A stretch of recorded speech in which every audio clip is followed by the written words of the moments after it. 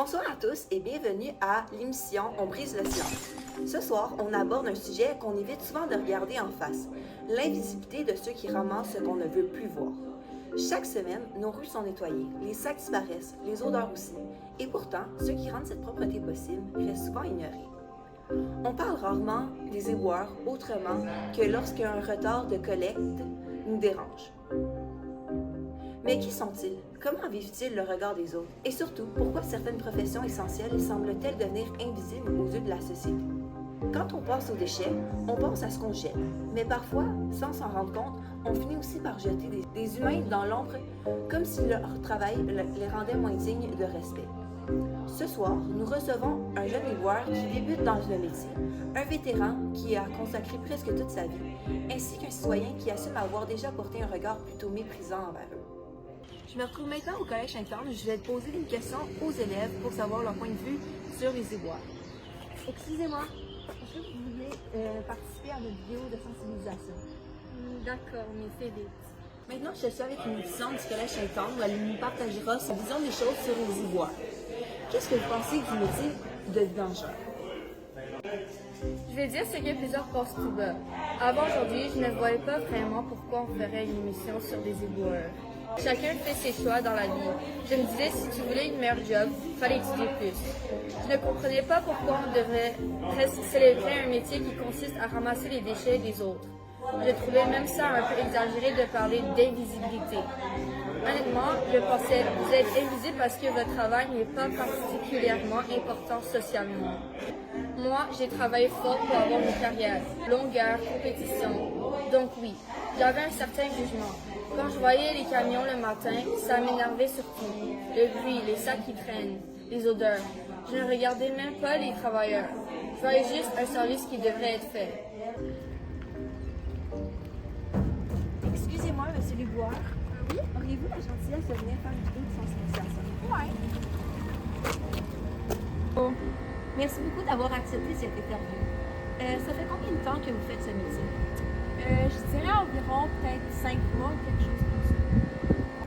Qu'est-ce que ça fait de faire un métier qui change la vie de milliers de personnes sans jamais que personne ne prenne le temps de vous remarquer? Honnêtement, je vais vous avouer, au début, j'avais quand même la honte. Quand mes amis me demandaient ce que je faisais comme travail, je voyais un peu comme leur regard changer. C'était un peu comme si j'étais devenue moins impressionnant.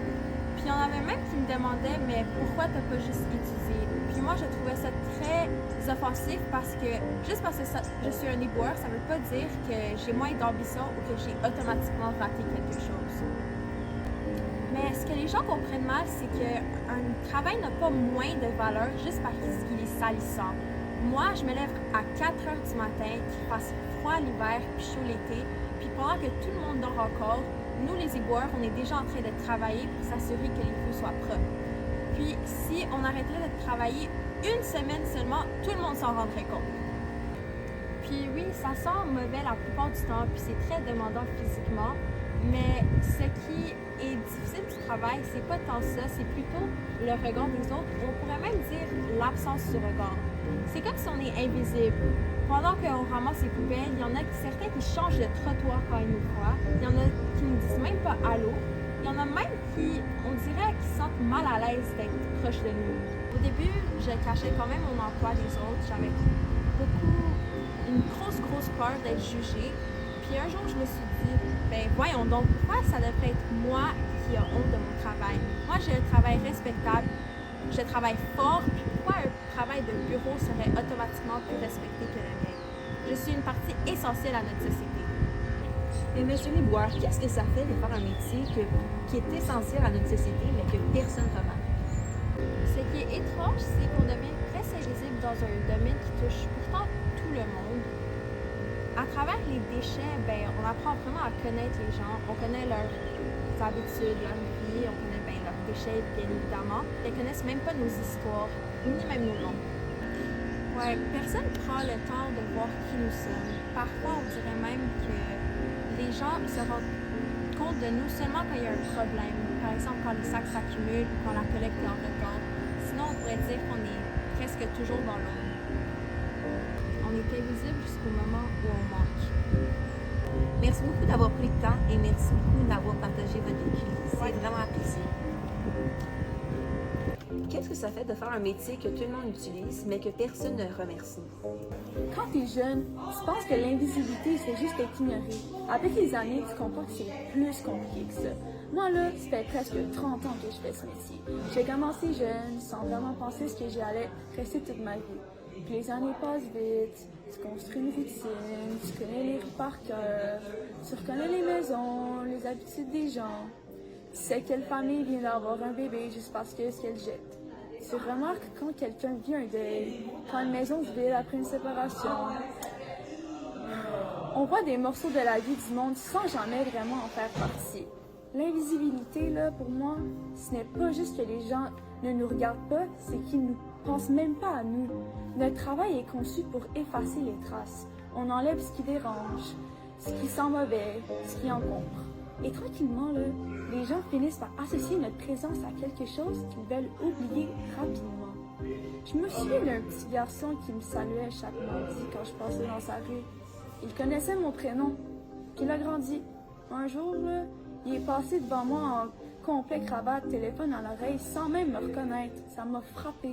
Pas parce qu'il était méchant, mais genre juste parce qu'on apprend à ne plus voir certains travailleurs. Mais avec le temps, j'ai arrêté d'attendre d'être remarqué. J'ai compris quelque chose. Invisible ne veut pas dire inutile. Au contraire, les choses les plus essentielles fonctionnent souvent en arrière-plan. Quand tout va bien, personne n'y pense. C'est seulement quand ça disparaît qu'on réalise à quel point ça comptait. Maintenant que tu as lu les témoignages, est-ce que tu as toujours la même opinion? J'ai vu le reportage sur leur quotidien et ça m'a vraiment dérangé, mais dans le bon sens. Il y avait un moment où un éboueur disait qu'il avait l'impression d'exister seulement quand quelque chose allait mal, quand une collecte était annulée ou en retard, et je me suis reconnue là-dedans. J'ai réalisé que moi aussi, je les considérais seulement quand ça me dérangeait. Je pense que ce qui m'a le plus frappé, c'est que j'avais automatiquement associé leur métier à leur valeur comme personne. Comme si diplôme égale respect, puis travail manuel égale échec. C'est dur à admettre, mais c'était vraiment ma mentalité. Aujourd'hui, je pense que le vrai problème, c'est qu'on classe les humains comme on classe les déchets.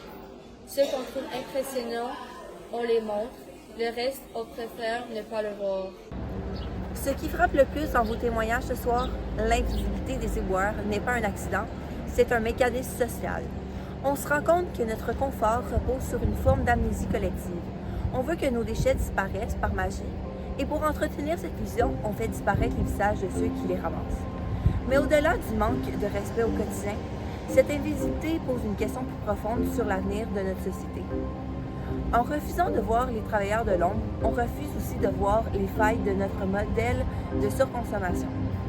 Si on valorisait enfin ces métiers à leur juste mesure, par le regard, par le salaire, par les conditions de travail, serions-nous forcés de repenser notre manière de jeter et donc notre manière de vivre? Le vrai progrès ne se mesurera pas seulement à la propreté de nos rues, mais à la dignité qu'on accorde à ceux qui les nettoient. C'est exactement ce qui ressort de vos témoignages ce soir. Quand on regarde la réalité du terrain, on réalise que ces travailleurs sont trop souvent traités comme des simples numéros. Les décideurs restent invisibles, mais la pression des chiffres, des rendements et des horaires à respecter à la minute près, elle, est bien réelle.